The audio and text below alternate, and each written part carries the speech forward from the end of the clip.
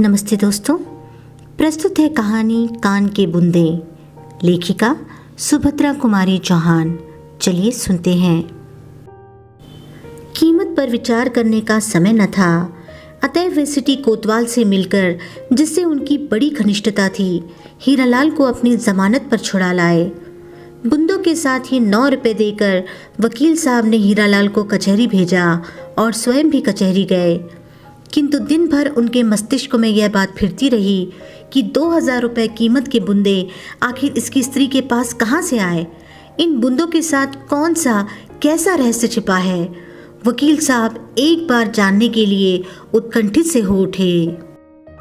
हिरासत से बाहर आते ही हीरालाल ने झुककर वकील साहब के पैर छू लिए।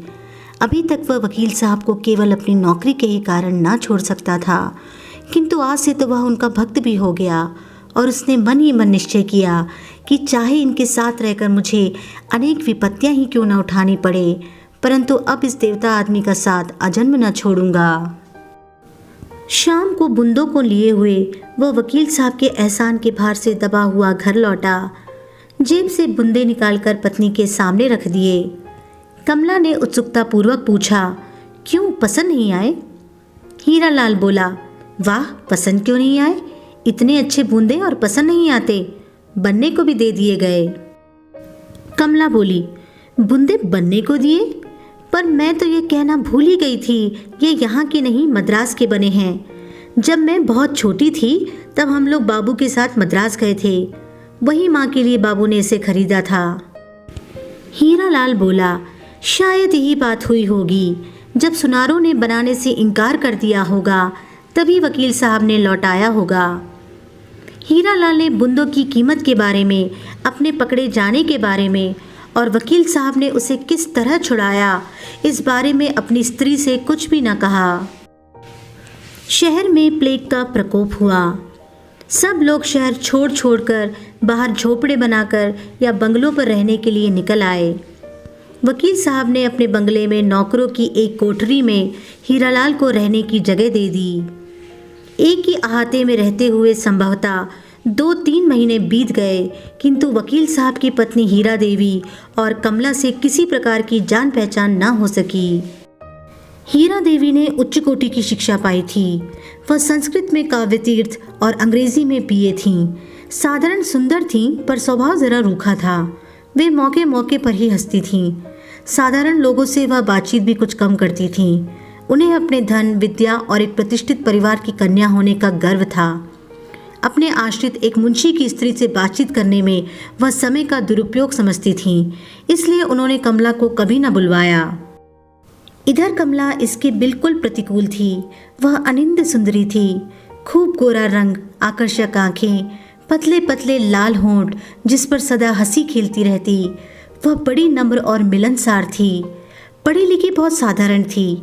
हिंदी की पुस्तकों के अतिरिक्त चिट्ठी पत्री लिख पढ़ लेती थी। अंग्रेजी के कोई कोई अक्षर पहचान लेती थी। फिर भी उसे व्यवहार ज्ञान था। गृह कार्य में कुशल थी। साधारण से साधारण कपड़ों को भी ढंग से पहनना जानती थी। साधारण कपड़ों को भी वह इस ढंग से पहनती थी कि वह उसके शरीर पर मूल्यवान जान पड़ते। 20 साल की उम्र होने पर भी 14 साल की किशोरी जान पड़ती। उनके जीवन में एक प्रकार की लापरवाही और अल्हड़पन था, जो इस बात का साक्षी था कि इसने भी अपने जीवन में कभी अच्छे दिन देखे हैं। जिस दिन से कमला को मालूम हुआ कि हीरा देवी ने उसके ईयररिंग मंगवाए और पसंद किए हैं, उनसे मिलने के लिए कमला की उत्सुकता और भी बढ़ गई। एक दिन दोपहर को वह हीरा देवी से मिलने गई, जिसकी सूचना हीरालाल ने अपनी मालकिन को पहले से ही दे रखी थी। बरामदे में एक चटाई पड़ी थी। कमला उसी पर बैठ गई। साधारण आवभगत के बाद हीरा देवी पास पड़ी हुई कुर्सी पर बैठकर एक मासिक पत्रिका के पन्ने उलटने लगी। बीच बीच में वह कमला की बातों का उत्तर भी देती जाती थी। उन्होंने अपने किसी भी व्यवहार से यह प्रकट न होने दिया कि कमला के आने से उन्हें किसी तरह की प्रसन्नता हुई। प्रत्युत उन्होंने यही प्रकट किया कि उसके आने से उनके काम में कुछ विघ्न ही पड़ा। उनके मुंह के भाव से कुछ ऐसा प्रकट हो रहा था जैसे उन्हें कमला के रूप और लावण्य से ईर्ष्या हो रही हो। कमला एक साधारण जामदानी की कड़ी हुई गुलाबी रंग की साड़ी और वैसा ही ब्लाउज पहनी थी। हाथों में 3-3 कांच की चूड़ियाँ और कानों में वही हीरे के ईयरिंग चमक रहे थे। वह इस आशा में थी कि हीरा देवी यदि कुछ भी उसके बुंदों के विषय में पूछेंगी तो वह बातों ही बातों में उन्हें बतला देगी कि यद्यपि इस समय दिनों के फेर से वह उनके मुंशी की स्त्री है, किंतु वह भी किसी समय बड़े घर की लड़की थी और उसने भी अच्छे दिन देखे हैं। उसके पास एक नहीं अनेक जेवर थे इन बुंदों की तरह, किंतु हीरा देवी ने उसके साथ बातचीत करने में जो उदासीनता दिखलाई उससे कमला के आत्मसम्मान को धक्का लगा। वह यहाँ आके पछता रही थी। वह उठकर घर जाने की आज्ञा लेने ही वाली थी कि इसी समय हीरा देवी किसी कार्यवश कुछ देर के लिए भीतर चली गई। कमला को रुक जाना पड़ा। वो वहीं चटाई पर बैठी उसी मासिक पत्रिका के पन्ने उलटने लगी। ठीक इसी समय वकील साहब ने घर में प्रवेश किया। कमला वकील साहब को पहचानती थी, किंतु वकील साहब उसे न जानते थे। कमला उठकर खड़ी हो गई। वह कहीं छिप जाने का स्थान ढूंढने लगी। इधर वकील साहब को एक संभ्रांत महिला को इस तरह बरामदे में चटाई पर बैठाना कुछ अपमानजनक मालूम हुआ। पहले तो वह उल्टे पांव बाहर लौट जाने वाले थे, परंतु न जाने क्या सोचकर उन्होंने कमला को संबोधन करके कहा, आप यहाँ बाहर क्यों बैठी हैं? आइए ड्राइंग रूम में बैठिए, मैं उन्हें बुला लेता हूँ। कमला कुछ न बोली। चित्र छाया की तरह वकील साहब के पीछे पीछे जाकर ड्राइंग रूम में बैठ गई। सच बात तो यह थी कि हीरा देवी की तरफ से इतना निरादर और वकील साहब के द्वारा इतना आदर, दोनों के व्यवहार में इतना अंतर देखकर कमला कुछ विस्मित सी हो गई। वकील साहब ने अंदर जाकर पत्नी से कहा और फिर बाहर आकर बैठ गए। हीरा देवी ने समझा कोई और मिलने आया है, इसलिए वह अपने कपड़े बदलने लगी। कपड़े बदलकर रसोइये को चाय तैयार करने के लिए कहकर वह ड्राइंग रूम में आई, किंतु वहाँ किसी और को नहीं, कमला को ही पति के साथ खुले मुंह मखमला कोच पर बैठे देखकर हीरा देवी के शरीर में आग लग गई। वह कुछ बोली नहीं, रूखे भाव से आकर वहीं दूसरी कोच पर बैठ गई। उनके आते ही कमला उठकर खड़ी हो गई और उनकी ओर लक्ष्य करके कहा, अब आके दीजिए, मैं घर जाऊं। हीरा देवी के कुछ बोलने के पहले ही वकील साहब बोल उठे, बैठिए, चाय तैयार हो गई है, चाय लेके जाइए। एक तीव्र दृष्टि से पति की ओर देकर हीरा देवी ने कमला से कहा, हाँ चाय पी के ही जाना, तैयार तो हो गई है। पर कमला रुकी नहीं। कमला की सुंदरता की छाप वकील साहब के हृदय पर प्रथम दृष्टि में ही पड़ गई, इसलिए वह सबकी नज़र बचाकर कभी कभी कमला के मुंह की ओर देख लिया करते थे। किसी बुरे भाव से नहीं, वे सौंदर्योपासक थे। प्रत्येक सुंदर वस्तु को देखना उनकी दृष्टि में आवश्यक था। शिष्टाचार के तौर पर कमला के जाते समय हीरा देवी ने उसे कभी कभी आते रहने के लिए कहा। कमला इस कृपा के लिए उन्हें धन्यवाद देकर अपने घर गई। कमला के जाते ही पत्नी पर तिरस्कार सूचक दृष्टि डालकर वकील साहब ने पूछा, यह कौन थी? वहां चटाई डालकर बिठा दिया, इतना बड़ा ड्राइंग रूम किस लिए है? हीरा देवी भी उसी भाव से तीव्र स्वर में बोली, तो तुम क्या चाहते हो कि मैं नौकरों चाकरों को भी अपने साथ ही कुर्सी पर बैठाया करूं? यह तो तुम्ही से होगा, मैंने तो यह नहीं सीखा। फिर भी अब वाद विवाद करने का क्या तात्पर्य है, जब तुमने उसे बुलाकर अपने पास कुर्सी पर बैठा ही लिया था। वकील साहब ने उत्सुकता से पूछा, नौकर चाकर? नौकर चाकर से तुम्हारा क्या तात्पर्य है? हीरा देवी ने रुखाई से कहा, यह मुंशी की ही तो स्त्री थी ना, नौकर चाकर नहीं तो क्या मेरी हमजोली है? वकील साहब कुछ नम्र होकर बोले, मुंशी की ही स्त्री सही, हीरालाल मेरा मुंशी है, उसकी स्त्री तो नहीं है। उसके साथ तुम्हें नौकरों का सा बर्ताव कदापि न करना चाहिए। जो सम्मान करना जानता है वह सम्मान पाता भी है। फिर गरीबों का सम्मान तो धनिकों से अधिक करना चाहिए। यदि तुम उसे अपने साथ पहले से ही ड्राइंग रूम में लेकर बैठती तो तुम्हारे सम्मान में कुछ भी अंतर न आता। तुम्हारे विषय में वह ऊंचे विचार लेकर ही जाती।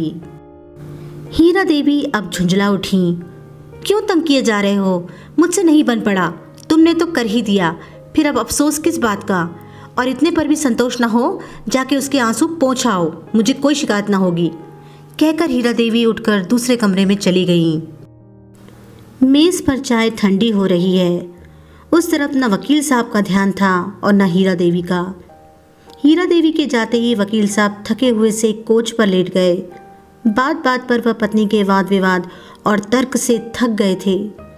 विवाह से पहले जब उन्हें मालूम हुआ कि उनकी भावी पत्नी ग्रेजुएट है, संस्कृत में काव्य तीर्थ है, तो उन्हें न जाने कितनी प्रसन्नता हुई थी। अपने कल्पना जगत में उन्होंने अपने एक छोटे से सोने के संसार को देखा, जिसमें सहयोग से गृहस्थी नंदनवन हो जाती है। इसी सुस्वप्न को देखते देखते वे विवाह के बंधन में बंध गए और उन्होंने अपने भाग्य की सराहना की। मित्रों ने बधाई के पुल बांध दिए। नववधु अधिक सुंदरी न थी पर सुशिक्षित थी, इसका वकील साहब को गर्व था। आज उनका गर्व धूल हो चुका था। रह रह के उन्हें ऐसा जान पड़ता था जैसे उन्होंने कोई बहुत बड़ी भूल कर डाली है जिसका कोई प्रतिकार नहीं। पत्नी के उद्दंड स्वभाव से वे बहुत असंतुष्ट थे। हीरा देवी में उन्हें स्त्रियोचित गुण ढूंढे न मिलते थे। पत्नी से अधिक संकोच और शील की मात्रा उनके ही स्वभाव में थी, जिसके कारण वह पत्नी से कभी कुछ कह सुन न सकते थे, और कहते भी तो कैसे। हीरा देवी आखिर उनसे किस बात में कम थी। वे वकील थे। हीरा देवी भी कुछ दिनों तक पटना के गर्ल्स स्कूल में प्रिंसिपल रह चुकी थी। वकील साहब बीए एलएलबी थे तो हीरा देवी बीए बीटी थीं। विद्या, डिग्री या रुपया कमाने की कला, वकील साहब से हीरा देवी किसी बात में तिल भर कम न थीं। फिर उनसे वह किस बात में दबती, और दबती भी कैसे। उन्होंने स्त्रियों के समानाधिकार पर बड़े बड़े लेख लिखे थे और तर्क के द्वारा यह सिद्ध कर दिया कि स्त्री और पुरुष का प्रत्येक बात में समान अधिकार है। किंतु वकील साहब से कोई पूछता इस समान अधिकार का परिणाम उनके हक में कैसा सिद्ध हुआ। वे तो जानते ही ना थे कि गृहस्थ सुख कैसा होता है। वे तरस रहे थे। हीरा देवी उनके लिए एक मित्र की तरह थीं। बाकी घर का सारा काम तो नौकर करते थे। हीरा देवी भी ग्रेजुएट थीं। वे इन छोटी छोटी बातों में अपने अमूल्य समय को नष्ट ना कर सकती थीं, और ना कभी वकील साहब की ही हिम्मत पड़ती कि उनसे किसी काम के लिए कहते। 100 की जगह 200 खर्च होता, पर एक दिन भी उन्हें अच्छा भोजन ना मिलता। वैसे तो सामने थाली में कई चीज़ें होती, पर सब बेस्वाद नीरस, जैसे तैसे पेट भरते थे। हीरा देवी पहली ही बार गर्भवती हुई थीं। प्रसव के लिए उन्होंने अपनी माता के पास जाना उचित समझा। वकील साहब ने इसे ज़्यादा ठीक समझा, क्योंकि यहाँ इनके घर दूसरी कोई स्त्री थी ही नहीं। अतएव गर्भ के 6ठे मास में ही हीरा देवी अपनी माँ के घर चली गईं। एक दिन कचहरी से लौटकर वकील साहब चाय के लिए बैठे ही थे कि हीरालाल एक थाली में कुछ मिठाइयाँ, जो कि एक सुंदर बेलबूटेदार रुमाल से ढकी थीं, लेकर आया। बोला, घर में बनाया था तो मैंने कहा थोड़ा सा आपके लिए भी ले चलूँ। बहूजी तो है ही नहीं, अब आपके लिए कौन बनाता होगा। वकील साहब ने मन ही मन सोचा, ये थी ही तो कब बना के खिला देती थीं। प्रकट में बोले, क्यों तकलीफ की हीरालाल, महराज तो बना ही दिया करता है जो कुछ मैं चाहता हूँ। हीरालाल ने धीरे से थाली को मेज़ पर रखकर रुमाल हटा लिया। फिर बोला, वकील साहब ये पकौड़ियाँ खाइए, अभी बन रही हैं, बिल्कुल गर्म है, और चाय के साथ आपको अच्छी भी लगेंगी। वकील साहब पकौड़ियों के शौकीन थे। तश्तरी की सब पकौड़ी साफ कर गए। हीरालाल शर्माया, शायद वह बहुत कम लाया था। खाने के बाद बोले, दरअसल हीरालाल बहुत अच्छी पकौड़ियाँ बनी हैं, बाकी मिठाइयाँ भी बहुत अच्छी हैं। क्या तुम्हारे घर की बनी हैं? हीरालाल प्रसन्न होकर बोला, हाँ सरकार, हम लोग तो बाजार की मिठाई खाते ही नहीं, वह तो सब अपने हाथ से बना लेती है। सस्ती की सस्ती पड़ती हैं और बाजार से अच्छी भी रहती हैं। वकील साहब बोले, मालूम होता है कि भोजन बनाने में बड़ी चतुर हैं, पर वह तो मिर्ज़ापुर तरफ की हैं। देहात की लड़कियों को तो मैंने भोजन की कला में निपुण कहीं नहीं देखा। हीरालाल बोला, दिनों का ही फेर समझिए वकील साहब, यह मुंशी नवल किशोर राय की लड़की है। एक ही रात डाकुओं ने ऐसा ज़बरदस्त डाका डाला कि इनका सब कुछ लूट ले गए। इन्हें अपनी माँ के साथ जाफ़र मामा के घर मिर्ज़ापुर में रहना पड़ा। देहात में रही तो क्या हुआ, इनकी माँ बहुत चतुर थीं, उन्होंने ही इन्हें सब कुछ सिखाया। उन कान की बूंदों के अतिरिक्त मोतियों का एक चंद्रहार भी उसके पास है। वकील साहब मैं क्या बताऊं, उसके हाथ में जैसे जादू है। मामूली दाल भात बनाती है, पर इतना स्वादिष्ट कि क्या बताऊं। वकील साहब आश्चर्य से बोले, अच्छा, यह मुंशी नवल किशोर राय की कन्या है। वह तो इलाहाबाद के बड़े भारी वकीलों में से थे, तभी यह इतनी चतुर हैं। हीरालाल ने प्रसन्नता का भाव जाहिर करते हुए कहा, वकील साहब गुस्ताखी माफ़ हो, एक अर्ज़ करता हूँ, आप कल सवेरे मेरे झोपड़े में ही भोजन कीजिए, हम गरीबों के भोजन का स्वाद भी लीजिए। वकील साहब को अपने मुंशी के यहाँ भोजन करना ज़रा उचित न मालूम हुआ। बोले, क्यों तकल्लुफ़ करते हो हीरालाल, यह जो इतनी चीज़ें लाए हो यही मेरे कल तक के लिए काफ़ी है, फिर क्यों तकलीफ़ करते हो। हीरालाल बोला, इसमें तकलीफ़ की क्या बात है वकील साहब, उसका स्वभाव तो ऐसा ही है कि अगर 10 खाने वाले आ जाएं तो उसे दूनी खुशी होती है। सुस्ती तो उसमें नाम की नहीं है, और खाने वाले को खिला पिला के चाहे उसके खाने के लिए एक कौर भी ना बचे, उसे बड़ा संतोष होता है। वकील साहब बोले, अच्छा, भोजन तो तुम्हारे घर का मैं स्वीकार कर लेता हूँ, पर मैं वहाँ खाने ना जाऊँगा, तुम खाना यहीं ला देना। हीरालाल खुशी खुशी अपने घर गया। वकील साहब कपड़े पहन के क्लब गए। क्लब से उस दिन वकील साहब जल्दी ही लौट आए। उनका जी वहाँ भी ना लगा। एक अजीब तरह की परेशानी उन्हें तंग किए डालती थी। भोजन के लिए महराज पूछने आया। कई बार पूछने पर जैसे सोते सोते चौंक कर उन्होंने जवाब दिया, नहीं। महराज इस नहीं का अर्थ कुछ भी ना लगा सका। दोबारा फिर पूछा, साहब भोजन लाऊं क्या? वकील साहब झल्ला उठे, बोले, अभी कहा था ना मत लाओ, क्या एक बार के कहने से नहीं समझ सकते? महराज चुपचाप चला गया। उस दिन किसी की हिम्मत वकील साहब से बोलने की ना हो सकी, किंतु 9 बजे रात को फिर हीरालाल दरवाज़ा खटखटाता हुआ पहुंचा। वकील साहब इतनी रात को उसके आने का कारण समझ गए, फिर भी और दिनों की तरह वे उसे झिड़क न सके, बल्कि आदर के साथ बैठाया और नम्रता से बोले, क्या है हीरालाल, मालूम होता है कि आज पीने के लिए नहीं है कुछ? हीरालाल हंस पड़ा और बोला, सरकार, जब तक आपके पास हूँ मुझे क्या तकलीफ़ हो सकती है? जब मेरे पास ना रहेगा आपके पास आऊँगा। अच्छा, यह बात है। कहते हुए वकील साहब ने 2 रुपए जेब से निकालकर फेंक दिए। आज पहली बार हीरालाल को बिना किसी प्रकार की झिकझिक किए पीने के लिए इतनी आसानी से रुपया मिल गया। रुपया तो वह सदा ही ले लिया करता था, किंतु घंटों माथापच्ची के बाद वकील साहब के इतने शीघ्र रुपया निकालकर देने का अर्थ उसने लगाया उस दिन की अत्यधिक आमदनी। रुपया उठाते उठाते बोला, मालूम होता है आज खूब आमदनी हुई है। वकील साहब, रुपए हो तो 2-3 और दे दो ना, घर में खर्च के लिए बिल्कुल नहीं है। वकील साहब बोले, अच्छा तुम्हें 2 दे दिए तो तुम लालच में पड़ गए।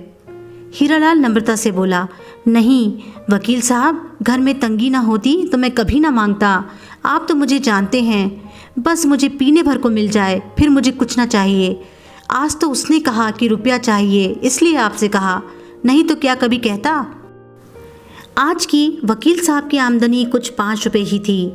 उन्होंने बाकी के 3 रुपये निकालकर हीरालाल के हवाले कर दिए। देते देते उन्होंने ताकीद कर दी कि देखो सबके सब मत पी जाना, घर में खर्च के लिए दे देना। हीरालाल बोला, नहीं वकील साहब, क्या पागल हूँ? मैं पहले घर में देकर फिर पीने जाऊँगा। हीरालाल चला गया। वकील साहब फिर पलंग पर लेटे। उन्हें नींद न आई। उन्होंने अपने और हीरालाल के जीवन की तुलना की। चतुर सुशील स्त्री पाकर वह कितना सुखी है, उसका गृहस्थ जीवन कितना आकर्षक है। वह है मामूली मुंशी। स्त्री साधारण पढ़ी लिखी ग्रामीण बालिका है, फिर भी गृहस्थी को स्वर्ग बना रखा है। एक मैं हूँ, शहर के बड़े वकीलों में 500-700 मासिक तो कमा ही लेता हूँ। बंगला है, मोटर है, सुंदर बगीचा है, स्त्री संस्कृत और अंग्रेजी में ग्रेजुएट। लोग तो यही समझते होंगे कि मैं कितना सुखी हूँ। मित्र लोग आकर मेरी किस्मत की सराहना कर जाते हैं, किंतु मेरी किस्मत कैसी है मेरे सिवाय और कौन जान सकता है। बिना सुशील पत्नी के सब सुख होते हुए भी मनुष्य सुखी नहीं रह सकता। सच्चे गृहस्थी के सुख के सामने सारे सांसारिक सुख हे हैं। वह गृहस्थ सुख मेरी किस्मत में है ही नहीं। काश मैं भी किसी मामूली पढ़ी लिखी स्त्री से ही विवाह करता और वह सुशील होती तो जीवन कितना सुखी होता। यदि सुशीला ना भी होती तो कम से कम बात बात में उसका तर्कशास्त्र तो ना चलता। हर बात में वह अपनी विद्वता की छाप तो ना जमाने लगती। किंतु यहाँ तो बात ही और है। हीरा अपने सामने मुझे कुछ समझती ही नहीं। दूसरों के सामने उसे कुछ कहते मैं डरता हूँ, न जाने कैसा उच्छृंखल उत्तर दे दे, फिर मुझे उनके सामने लज्जित होना पड़े। इसी प्रकार जितना ही मैं उसे दबता हूँ वह मुझे दबाती जाती है। मैं स्त्री को समान अधिकार देने का विरोधी नहीं हूँ, किंतु वे इतना समझती कहाँ हैं। वे अधिकार पाते ही उसका दुरुपयोग करने लगती हैं। स्त्रियों के लिए कोमलता, लज्जाशीलता और नम्रता बहुत आवश्यक है, पर ये बातें हीरा में कहाँ हैं। किंतु इसमें हीरा का दोष तो उसकी शिक्षा का है। फिर मैं शिक्षा को भी दोष कैसे दूं? उसी की छोटी बहन मीरा भी तो एमए में पढ़ रही है। इतनी सुशील लज्जाशील है कि सीधी तरह आंख उठाकर बात नहीं कर सकती। कुछ नहीं, सब मेरी किस्मत का दोष है। मेरी किस्मत में गृहस्थ सुख नहीं था, फिर मुझे सुशीला पत्नी कैसे मिलती? उन्होंने कमला और हीरा की तुलना की। कमला उन्हें साक्षात लक्ष्मी सी और हीरा अहंकार अभिमान की प्रतिमा सी जान पड़ी। वह पहले ही दिन पहली दृष्टि में कमला के रूप पर मुग्ध हो गए थे। आज वह उसके गुणों की भूरी भूरी प्रशंसा कर रहे थे, किंतु इतना वह जानते थे कि जीवन में अनेक बार ऐसे अवसर आते हैं जब इंद्रियां मनुष्य को अपना दास बना लेती हैं। जानता हुआ भी मनुष्य अनजान बन जाता है, समझदार भी नासमझ हो जाता है। इसलिए वह कमला के रूप और गुणों पर मुग्ध होते हुए भी उससे दूर दूर रहना चाहते थे। वे उस पवित्र फूल को, जिसका सौरभ उन्हें बहुत प्रिय था, छूकर अपवित्र न करना चाहते थे। इसलिए वह पास भी आने से डरते थे। संभव है पास पहुंचकर वे छू लेने के लोभ को संवरण न कर सके तो फिर उसका परिणाम क्या होगा। उसके भयंकर दुष्परिणाम का काला चित्र वकील साहब की आंखों के सामने खिंच गया। वे घबरा कर उठे, पास ही मेज पर रखा हुआ हीरा का चित्र उठाकर देखने लगे, किंतु उस चित्र में कई बार देखने पर भी उन्हें कमला ही दिखी। वे घबराकर इधर उधर करवटें बदलते रहे। अंत में यह निश्चय करके कि मैं सवेरे हीरालाल के यहाँ भोजन के लिए अस्वीकृति भेज दूंगा, न जाने कब उन्हें नींद आ गई। सवेरे जब वकील साहब सोकर उठे तो दिन चढ़ाया था। हीरालाल अपने कई मुवक्किलों के साथ वकील साहब की इंतजारी में बैठा था। वकील साहब उठे। कहाँ तो सोने से पहले उन्होंने यह निश्चय किया था कि हीरालाल के घर का भोजन अस्वीकार कर देंगे। चाय पीते पीते महराज से बोले कि मैं आज यहाँ खाना ना खाऊंगा, मेरे लिए ना बनाना। और खाना बनाना ही किस लिए था, महराज को बिना मांगे ही छुट्टी मिल गई। इधर भोजन के समय जब हीरालाल वकील साहब से पूछने आया, उन्होंने कहा, चलो वहीं चल के खा लेता हूँ, तुम भी घर रहोगे, बार बार दौड़ने से बचोगे। हीरालाल और चाहता ही क्या था, वकील साहब को लेकर अपने घर पहुंचा। वकील साहब घर की सफाई देखकर दंग रह गए। छोटे छोटे 2 कमरे कमला ने ढंग से सजा रखे थे। इतनी सफाई थी कि वह उनकी चतुराई से चकित हो गए। उन्हें स्वप्न में भी यह आशा न थी कि उनके नौकरों के रहने की कोठरी नंदन कानन बन रही है। जो घर कमला सी चतुर गृहिणी के आलोक से आलोकित हो रहा हो, उसकी तुलना नंदन कानन भी क्या करेगा। वकील साहब दूसरी कोठरी में बैठे थे। बीच के दरवाजे पर एक फटी हुई साड़ी का ही सिला हुआ हल्के रंग का पर्दा पड़ा हुआ था। पर्दे के पीछे से वकील साहब को बार बार कमला के पैरों की पाजेब की मधुर ध्वनि सुन पड़ती थी, जिससे रह रहकर उनका मन चंचल हो जाता था। जिन पैरों के पाजेब की मधुर ध्वनि वकील साहब के हृदय को दोलायमान किए डालती थी, उन पैरों को एक बार चूम लेने के लिए उनका मन आतुर हो उठा। हीरालाल ने आसन बिछा के पानी रखा। कमला थाली परोस के लाई। आज उसने बहुत मामूली हल्के रंग की साड़ी पहन रखी थी। नीले रंग में उसका रूप और निखर पड़ता था। खाना बहुत सादा था। दाल, चावल, रोटी और 2 तरह की मामूली तरकारी थी, किंतु सादा भोजन होने पर भी बहुत स्वादिष्ट और रुचिकर था। मिर्च मसाला बहुत कम था, फिर भी जाने क्या था कि वकील साहब रोज से कहीं ज़्यादा खा गए। खाते खाते बोले, हीरालाल, मुझे खाना इसी प्रकार का अच्छा लगता है, किंतु महराज तो ज़रूरत से ज़्यादा मिर्च मसाला भर देता है। परिणाम यह होता है कि मैं कभी पेट भर कर भोजन नहीं कर पाता। तुम अपनी स्त्री से कहो कि वह महराज को भी खाना बनाना सिखा दे। कमला ने धीरे से कुछ कहा। हीरालाल हंसता हुआ बोला, वकील साहब, वह कहती है कि आप यहीं क्यों न खा लिया करें। वकील साहब हंसकर बोले, सो यहाँ किस्मत में नहीं है, सबको थोड़े ही ऐसा खाना नसीब होता है। कहते कहते साहब चले गए। कचहरी की देरी हो रही थी। हीरालाल भी जल्दी जल्दी भोजन करके भागा। आज वह भी वकील साहब की कार में ही बैठकर कचहरी गया। प्रशंसा झूठी हो चाहे सच्ची, किंतु है ऐसी चीज़ जिसे सुनकर प्रसन्न हो जाना मनुष्य का स्वभाव है। अपनी प्रशंसा के इतने बनते पुल सुनकर कमला पुलकित न हुई हो, ऐसी बात नहीं। अब वह चीज़ें दूने उत्साह के साथ बनाती और नित्य ही कोई न कोई नई वस्तु बनाकर वकील साहब के लिए भेजती। उसके हृदय में और कोई भाव न थे, किंतु प्रशंसा पाने की लालसा जरूर थी। वकील साहब इसका दूसरा ही अर्थ लगाते। वे बार बार सोचते कि जिस प्रकार मेरे हृदय में उसके लिए प्रेम का सूत्रपात हुआ, उसी प्रकार कमला के हृदय में भी तो नहीं है। वे सदा इसी चिंता में व्यस्त रहते, किंतु प्रेम प्रकट करने का उन्हें कभी साहस न होता। इसके अतिरिक्त वे विश्वास की जगह अविश्वास को स्थान देकर पतित न होना चाहते थे। वे अपनी इंद्रियों का दमन करके अपनी सच्चरित्रता पर धब्बा न लगने देना चाहते थे, किंतु होनी किसके टाले टली है। इस बार जब वे हीरालाल की तनख्वाह देने लगे तो 10 रुपए के स्थान पर 15 रुपए दिए और कहा, हीरालाल, मेरी आमदनी बढ़ गई है, इसलिए तुम्हारी तनख्वाह भी बढ़ा दी गई है। इस महीने से तुम्हें 15 रुपए मिला करेंगे। हीरालाल को मुँह मांगी मुराद मिली। खुशी खुशी घर आया। पत्नी के हाथ पर रुपए रखता हुआ बोला, कमला, तुम सचमुच लक्ष्मी हो। जिस दिन से तुम आई हो मुझे लाभ ही लाभ हुआ है। वकील साहब मुझसे कभी सीधे बात तक न किया करते थे, अब दोस्तों का सा बर्ताव रखते हैं। कहाँ तो सदा निकाल देने की धमकी दिया करते थे, कहाँ इस महीने से 15 रुपए तनख्वाह कर दी। अब तुम कहो तुम लक्ष्मी हो या नहीं। तनख्वाह बढ़ने की खुशी में मैं उन्हें कल की दावत दे आता हूँ। ज़रा इस बार गहरा माल बने। 5 रुपए ऊपर वाले खर्च कर दो, परमात्मा बहुत देगा। वकील साहब दूसरे दिन हीरालाल के यहाँ खाने आए। आज कमला ने कई तरह की भोजन सामग्री तैयार की थी। हीरालाल थाली परसवा के वकील साहब के सामने रख ही रहा था कि बाहर से कुछ मुवक्किलों ने आवाज़ दी। हीरालाल कमला से कहकर कि तुम वकील साहब को खिला दो, मैं ज़रा मुवक्किलों को संभाल लूँ वरना बहक जाएंगे, बाहर चला गया। सामने ही दूसरे वकील का घर था। उसे डर था कि कहीं मुवक्किल दूसरे वकील के घर न चले जाएं। हीरालाल मुवक्किल से बातचीत कर रहा था। कमला वकील साहब को खाना खिला रही थी। बिल्कुल एकांत और सामने वही वस्तु जिसके वे भक्त थे। वकील साहब कुछ हतप्रभ और चंचल से हो गए। वे बोले, खाना इतना अच्छा बना है कि जी चाहता है कि बनाने वाले का हाथ चूम लूं। कमला कुछ न बोली। उसे यह एकांत अच्छा न लग रहा था। उसे वकील साहब के चेहरे की लाली और आंखों की उन्मत्तता साफ दिख रही थी। हाथ धुलाने के बाद कमला टॉवल देने लगी। वकील साहब टॉवल लेकर कमला की ओर झुके। कमला, हाँ हाँ क्या करते हैं आप, कहकर पीछे सरकी।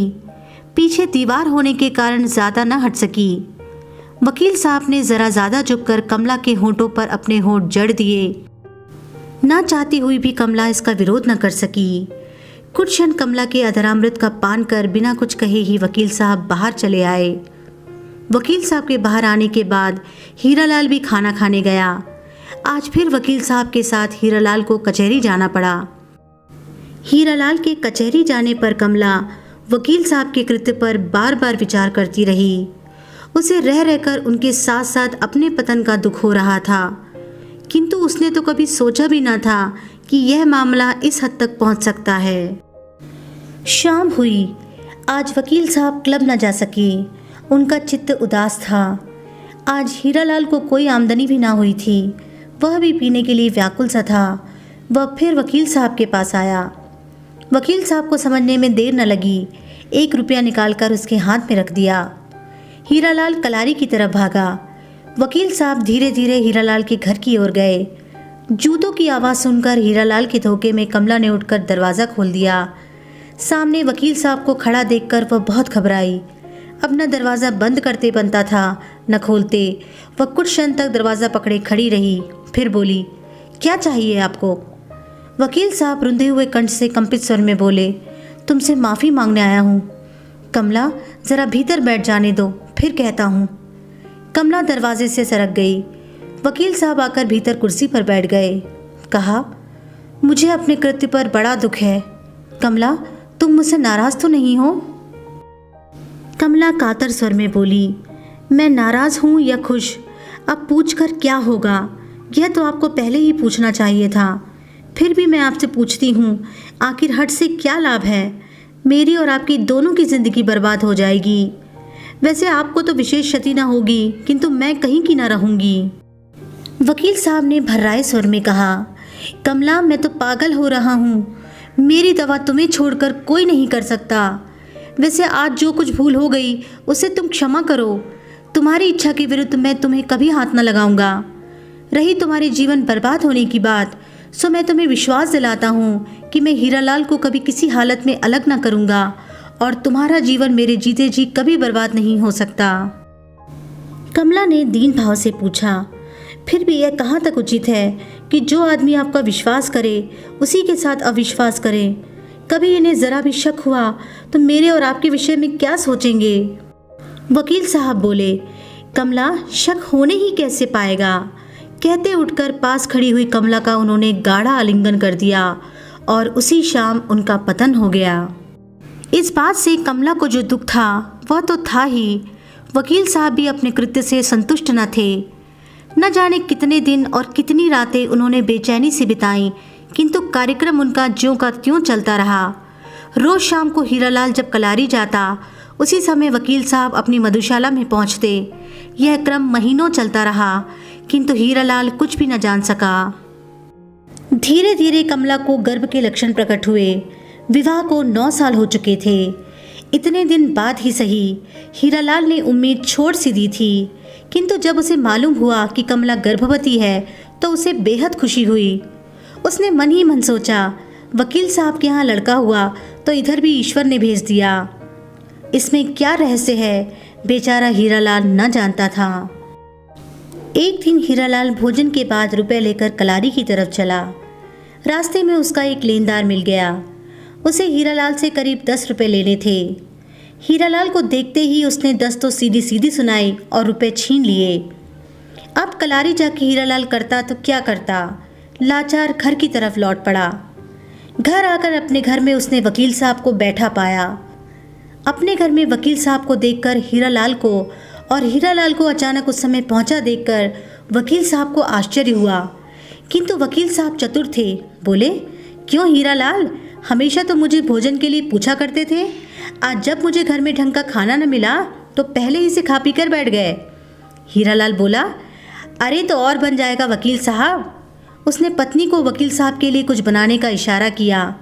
वकील साहब रोकते हुए बोले, नहीं नहीं, अब क्यों तकलीफ देते हो, मैं जानता हूँ तुम लोगों ने खाया पिया ना होता तो मैं भी कुछ खा लेता। फिर कुछ हंसकर बोले, और तुम्हारा क्या हाल है, मालूम होता है आज चढ़ाई नहीं। हीरालाल के हृदय में कुछ आशा का संचार हुआ। इस समय मदिरा से अधिक आकर्षक कोई दूसरी चीज़ दुनिया में उसकी दृष्टि में न थी। बोला, चढ़ाता कैसे वकील साहब, एक साला लेनदार मिल गया, रुपया ही छीन लिया। फिर मैं कलारी तक नहीं गया, जाके भी क्या करता, वहाँ कहीं दूसरों को पीता देखकर और जी खराब होता। आपके पास हो सरकार तो जिला लो, नहीं तो बिना खुराक के मर जाऊंगा। जेब में से 5 रुपए का नोट निकालते हुए वकील साहब बोले, मेरे पास छुट्टा रुपया नहीं है और तुम्हें रुपया देते हुए डर लगता है, नशे की झोंक में न जाने कितने का पी जाओ। हीरालाल बोला, नहीं सरकार, ऐसा भी कहीं हुआ है, मैं तो उतना ही पीता हूँ, मेरी तो खुराक ही उतनी है, बस 1 रुपया 8 आना की।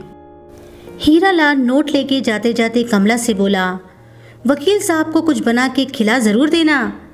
वकील साहब बोले, पहले अपनी फिक्र कर लो फिर हमारी करना। हीरालाल हंसता हुआ चला गया। हीरालाल जब आंख से ओझल हुआ तो कमला का आलिंगन करते हुए वकील साहब बोले, तुम इस शराबी की दास हो कमला, यदि बदलने का कानून होता तो मैं हीरा को देख के तुम्हें ले लेता। हीरा हीरालाल के साथ भले खुश न रहती, पर तुम्हारे सरीखा सुखी तो दुनिया में कहीं ढूंढने से भी ना मिलता ना कमला। कमला ने कुछ उत्तर न दिया। विदाई की अंतिम छाप कमला के होठों पर लगाकर वकील साहब अपने घर आए। कमला के गर्भ का 5वां महीना चल रहा था। हीरालाल खूब पी के लौटकर 3.5 रुपए कमला के सामने फेंक दिए। फिर वह खाट पर बेहोश गिर पड़ा। आज उसने दूनी चढ़ा ली थी। धीरे धीरे हीरालाल को अपनी स्त्री और वकील साहब के चरित्र के विषय में कुछ कुछ संदेह होने लगा, किंतु कुछ भी कहने की हिम्मत न पड़ती। जब तक वह अपनी आंख से कुछ देख न ले कैसे कहे, लेकिन इस विचार मात्र से ही उसका हृदय बड़ा विचलित हुआ। वह अब ज़्यादा पीने लगा, किंतु इस पर भी उसे शांति न मिली। वह बड़ा व्यथित और घबराया सा रहता। एक दिन वह कमला से बोला, कमला, जाने क्यों मुझे तुम्हारा वकील साहब के साथ इतना मिलना जुलना पसंद नहीं आता। कमला ने कहा, मैं तो उनके घर मिलने जाती नहीं, तुम उन्हें मना कर दो, मैं उनसे कभी न मिलूंगी। हीरालाल निरुत्तर हो गया। वकील साहब को रोकने का उसमें साहस न था। उसने सोचा, मकान ही बदल लूँ तो अच्छा रहेगा। वह मकान की तलाश में चला। रुपए लेकर कलारी की तरफ जाने के इरादे से निकला, किंतु कुछ ही दूर जाने पर उसे कुछ मुवक्किल मिल गए। वह उन्हें लेकर लौट पड़ा। बंगले पर आने पर मालूम हुआ वकील साहब क्लब गए हैं। मुवक्किलों से बातचीत करके 5 रुपए फीस की पेशगी लेकर हीरालाल उन्हें सवेरे आने की ताकीद कर अपने घर की तरफ चला। वह रबर सोल जूते पहना था, इसलिए जूतों की आवाज़ न हुई। बाहर बरामदे पर पहुंचकर उसने देखा कि सामने का दरवाज़ा बंद है। अंदर से वकील साहब और कमला के हंसने की आवाज़ आ रही थी। वह चुपचाप कुछ क्षण तक खड़ा रहा। उसने सुना कमला कह रही थी, लड़की हो या लड़का है तो तुम्हारा ही, उसकी पूरी जिम्मेदारी तुम ही पर रहेगी। मैं यह ना देख सकूंगी कि तुम्हारा बच्चा मोटर पर बैठकर स्कूल जाए और दूसरा पैर घसीटता हुआ जाए। वकील साहब बोले, पगली हुई हो, तुम्हें भी मैं यहाँ ना रहने दूंगा। मैं तुमको लेके भाग जाऊंगा। वकालत, मकान, बगीचा सब हीरा और हीरालाल के लिए छोड़ जाऊंगा। मेरे पास बस तुम रहो। मैं दुनिया की सारी संपत्ति को ठुकरा दूंगा। मोटर मैं अपने बच्चे के लिए साथ रखूंगा। कहीं भी रहूंगा, कमा खाऊंगा। होना तैयार इस बात के लिए? कमला हंस पड़ी। हीरालाल अधिक न सुन सका। संताप से वह पागल सा हो रहा था। उसने जोर से एक ठोकर दरवाजे पर लगा दी। दरवाज़ा अंदर बंद था। वह वहाँ क्षण भर भी न ठहर सका। तेजी के साथ अहाते से बाहर निकल गया। अंधकार में किधर अदृश्य हो गया, कोई न जान सका। इस घटना को हुए कई मास बीत गए। अब कमला और वकील साहब के संबंध की चर्चा घर घर में थी। संदेह तो लोग पहले से ही करते थे, किंतु हीरालाल के इस प्रकार अचानक लापता हो जाने से संदेह करने में कोई संदेह का कारण न रह गया था। एक सखी ने कुछ गोलमाल करके हीरा देवी को भी लिखा। यह भी लिखा कि वह फौरन चली आए। इसके एक ही दिन पहले हीरा देवी को पति का पत्र मिला था, जिसमें लिखा था कि यहाँ कई तरह की मौसमी बीमारियाँ फैली हैं। ऐसे समय में तुम बच्चे को लेकर यहाँ मत आना, मैं स्वयं तुम्हें लेने आऊँगा। अब हीरा देवी पति के असली मतलब को समझी। उनके सिर से पैर तक आग लग गई। उसी दिन रात की ट्रेन से वह रवाना हो गई। उनके पहुंचने से 15 दिन पहले बंगले में ही एक कमरे में कमला को कन्या हुई थी। हीरा देवी के इस प्रकार अचानक पहुंचने की वकील साहब को संभावना न थी। वह किंग कर्तव्य विमूढ़ से हो गए। उनकी समझ ही में न आया कि क्या करें। पहुंचने के कुछ ही घंटे बाद हीरा देवी ने देखते देखते कमला को बच्ची समेत बंगले से बाहर निकाल दिया। बंगले से निकलते समय कमला वकील साहब के दफ्तर की तरफ मुड़कर बोली, मुझे उन कोठरी में से एक में रहने दो। मैं इतना नन्हा सा बच्चा लेकर कहाँ जाऊँ? फिर मुझसे चला भी तो नहीं जाता। वह अपनी बात पूरी भी ना कर पाई थी कि अचानक हीरा देवी आ गई। डांट के बोली, सीधी निकल जाओ। मेरी इच्छा के विरुद्ध तुम इस अहाते में पैर भी नहीं रख सकती। वकील साहब बुत की नाई बैठे रहे। उनसे कुछ भी करते न बना।